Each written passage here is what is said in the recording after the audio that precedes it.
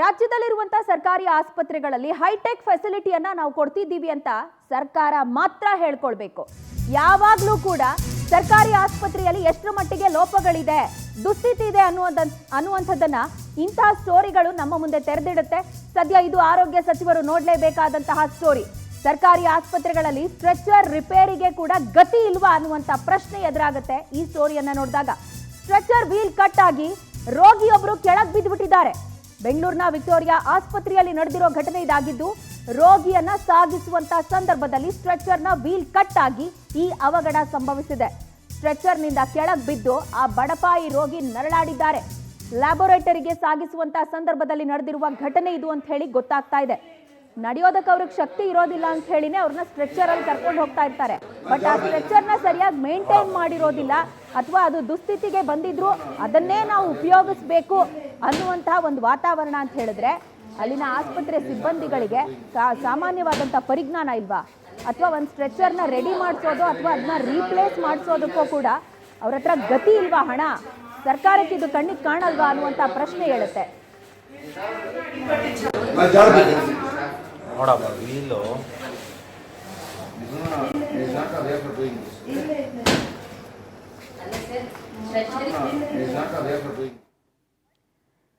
ಈ ಬಗ್ಗೆ ಡೀಟೇಲ್ಸ್ ಕೊಡೋದಕ್ಕೆ ನಮ್ಮ ಪ್ರತಿನಿಧಿ ಸುಷ್ಮಿತಾ ನಮ್ಮೊಂದಿಗೆ ನೇರ ಸಂಪರ್ಕಕ್ಕೆ ಸಿಗ್ತಾ ಇದ್ದಾರೆ. ಸುಷ್ಮಿತಾ, ಸರ್ಕಾರಿ ಆಸ್ಪತ್ರೆಗಳ ದುಸ್ಥಿತಿಗೆ ಮತ್ತೊಂದು ಕೈಗನ್ನಡಿಯಾಗಿ ಈ ಪ್ರಕರಣ ನಿಂತ್ಕೊಳ್ತಾ ಇದೆ. ಎಷ್ಟೊತ್ತಲ್ಲಿ ಸಂಭವಿಸಿದಂಥ ಘಟನೆ ಇದು? ಸ್ಟ್ರೆಚರ್ ಮೇಂಟೆನೆನ್ಸ್ಗೋ ಅಥವಾ ಕೆಟ್ಟೋಗಿದ್ರೆ ಅದನ್ನ ರೀಪ್ಲೇಸ್ ಮಾಡೋದಕ್ಕೋ ಆಸ್ಪತ್ರೆಗೆ ಸರ್ಕಾರಕ್ಕೆ ಹಣ ಗತಿ ಇಲ್ವಾ ಅನ್ನುವಂಥ ಪ್ರಶ್ನೆ ಹೇಳಲ್ವಾ ಇದನ್ನ ನೋಡಿದಾಗ? ಎಸ್ ಪ್ರಜ್ವಲ, ಎಲ್ಲೋ ಒಂದು ಕಡೆ ಕಾಂಗ್ರೆಸ್ ಸರ್ಕಾರ ಜನರಿಗೆ 5 ಗ್ಯಾರಂಟಿಗಳನ್ನ ನೀಡೋದ್ರಲ್ಲೇ ಬ್ಯುಸಿ ಆಗಿದೆ ಅನ್ಸುತ್ತೆ. ಹಾಗೆ ಅದಕ್ಕೆ ಹಣವನ್ನು ವ್ಯಯ ಮಾಡ್ತಾ ಇದೆ ಅನ್ನೋದು ಇಲ್ಲಿ ಸ್ಪಷ್ಟವಾಗಿ ಕಾಣಿಸ್ತಾ ಇರುವಂಥದ್ದು. ಯಾಕಂತ ಹೇಳಿದ್ರೆ ಕಳೆದ 15 ದಿನಗಳ ಹಿಂದೆ ವಿಕ್ಟೋರಿಯಾ ಆಸ್ಪತ್ರೆಯ ಪಕ್ಕದಲ್ಲಿರುವಂತಹ ವಾಣಿವಿಲಾಸ ಆಸ್ಪತ್ರೆಯಲ್ಲಿ ಒಂದು BP ಟ್ಯಾಬ್ಲೆಟ್ಗೂ ಕೂಡ ಅಲ್ಲಿರುವಂತಹ ರೋಗಿಗಳು ಹಾಗೆ ಗರ್ಭಿಣಿಯರು ಪರದಾಡುವಂತಹ ಸ್ಥಿತಿ ನಿರ್ಮಾಣ ಆಗಿತ್ತು.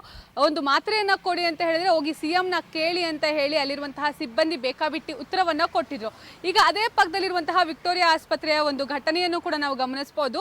ಕೇವಲ 45 ಸೆಕೆಂಡ್ ವಿಡಿಯೋ ಏನಿದೆ ಅದು ಏನು ಸಂಪೂರ್ಣವಾಗಿ ಸರ್ಕಾರಿ ಆಸ್ಪತ್ರೆಯ ಒಂದು ಕೆಲವೊಂದಿಷ್ಟು ಏನು ಲಕ್ಷಣಗಳೇನಿದೆ ಅದನ್ನ ಎತ್ತಿ ತೋರಿಸ್ತಿದೆ ಅಂತಾನೆ ಹೇಳ್ಬೋದು. ಯಾಕಂತ ಹೇಳಿದ್ರೆ ರೋಗಿಗೆ ನಡೆಯೋಕ್ಕಾಗೋದಿಲ್ಲ, ಹಾಗಾಗಿ ಆ ಒಂದು ರೋಗಿನ ಒಂದು ಸ್ಟ್ರೆಚರ್ ಅಲ್ಲಿ ಲ್ಯಾಬೋರೇಟರಿಗೆ ಕರ್ಕೊಂಡು ಹೋಗ್ತಾ ಇರ್ತಾರೆ. ಆದ್ರೆ ದುರಾದೃಷ್ಟವಶತ್ ಆ ಒಂದು ಸ್ಟ್ರೆಚರ್ ವೀಲ್ ಇವಾಗ ಕಿತ್ತು ಬಂದಿರುವಂತಹದ್ದು. ಸ್ಟ್ರೆಚರ್ ವೀಲ್ ಕಿತ್ತು ಬಂದಂತಹ ಪರಿಣಾಮ ರೋಗಿ ಕೆಳಗೆ ಬೀಳ್ತಾರೆ.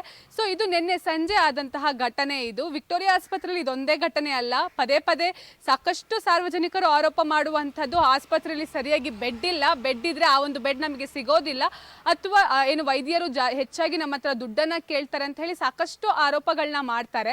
ಹಾಗೆ ಪ್ರಮುಖವಾಗಿ ಸರ್ಕಾರ ಏನು ಹೇಳುತ್ತೆ, ನಿಮ್ಮ ಮಕ್ಕಳನ್ನ ಆದಷ್ಟು ಸರ್ಕಾರಿ ಶಾಲೆಗಳಿಗೆ ಸೇರಿಸಿ, ರೋಗಿಗಳು ನೀವು ಹೋಗಿ ಟ್ರೀಟ್ಮೆಂಟ್ ಅನ್ನ ತೆಗೆದುಕೊಳ್ಳಿಕ್ಕೆ ನೀವು ಹಣವನ್ನು ವ್ಯಯಿಸ್ಲಿಕ್ಕಾಗಲ್ಲ, ಹೀಗಾಗಿ ಸರ್ಕಾರಿ ಆಸ್ಪತ್ರೆಯಲ್ಲಿ ನಾವೆಲ್ಲ ರೀತಿಯಲ್ಲೂ ಗುಣಮಟ್ಟದ ಟ್ರೀಟ್ಮೆಂಟ್ ಅನ್ನ ಕೊಡ್ತೀವಿ, ಗುಣಮಟ್ಟದ ಫೆಸಿಲಿಟೀಸ್ಗಳೇನಿದೆ ಎಲ್ಲವನ್ನು ಕೂಡ ಕೊಡ್ತೀವಿ ಅಂತ ಹೇಳಿ. ಆದ್ರೆ ನಿಜಕ್ಕೂ ಕೂಡ ಸರ್ಕಾರ ಅದನ್ನ ಹೇಳೋ ಬದಲು ಮಾಡಿ ತೋರಿಸ್ಬೇಕಾಗತ್ತೆ.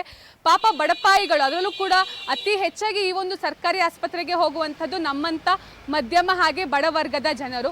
10 ರೂಪಾಯಿ ಉಳಿದ್ರು ಕೂಡ ಸಾಕು ಅನ್ನೋ ರೀತಿಯಲ್ಲಿ ಸಾಕಷ್ಟು ಜನರು, ಸಾಕಷ್ಟು ರೋಗಿಗಳು ಆ ಒಂದು ವಿಕ್ಟೋರಿಯಾ ಆಸ್ಪತ್ರೆಗೆ ಹೋಗ್ತಾರೆ. ಆದರೆ ಆ ಒಂದು ವಿಕ್ಟೋರಿಯಾ ಆಸ್ಪತ್ರೆಯಲ್ಲಿ ಒಂದು ಸ್ಟ್ರೆಚರ್ ಸರಿ ಇಲ್ಲ, ಅಥವಾ ಒಂದು ಬೆಡ್ ಸರಿ ಇಲ್ಲ, ಔಷಧಿಗಳು ಸಿಗೋದಿಲ್ಲ, ಈ ರೀತಿ ಸಾಕಷ್ಟು ಆರೋಪಗಳು ಕೂಡ ಕೇಳಿ ಬರ್ತಾ ಇದೆ. ಹಾಗೆ ಕೆಲವೊಂದಿಷ್ಟು ವಿಡಿಯೋಗಳು ಕೂಡ ಲಭ್ಯ ಆಗ್ತಾ ಇರುವಂಥದ್ದು ಇತ್ತೀಚಿನ ದಿನಗಳಲ್ಲಿ.